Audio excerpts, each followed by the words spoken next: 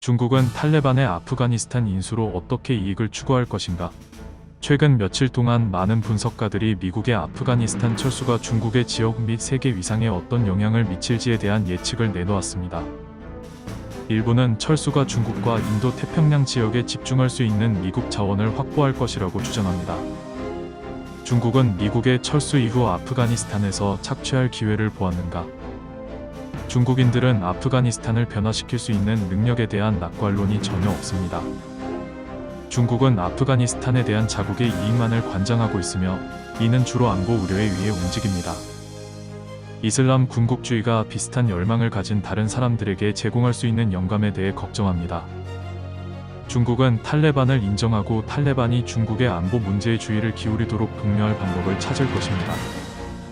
베이징은 탈레반이 중앙아시아를 불안정하게 만들거나 지역이나 국내에서 중국의 이익을 해칠 수 있는 위구르 전사 및 기타 단체의 피난처를 거부할 것을 촉구할 것입니다.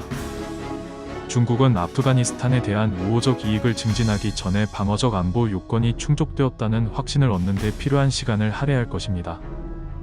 중국은 미국의 철수에 어떻게 대응할 것인가?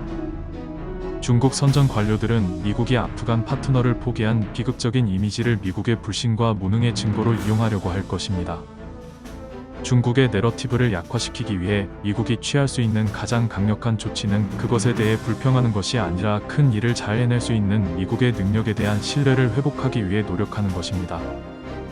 아프가니스탄 사건으로 인해 대만이 더 큰 위험에 처해 있습니까? 아프가니스탄의 발전으로 인해 중국이 대만의 전쟁을 수행할 수 있는 능력에 대한 제약 중 어느 것도 완화되지 않았습니다. 대만은 번영하는 민주주의 사회이며 글로벌 공급망의 중요한 연결고리이며 미국과 일본, 호주를 포함한 이 지역의 다른 국가의 가까운 파트너이자 친구입니다.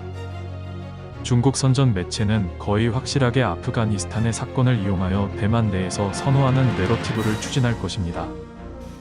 현재의 대만에 대한 중국의 강경한 성향, 홍콩 사건에 대한 신선한 기억, 민주진보당의 대통령 및 입법부 통제를 감안할 때 베이징의 심리적 압박이 타이베이의 단기적인 정책 변화로 이어질 가능성은 낮습니다.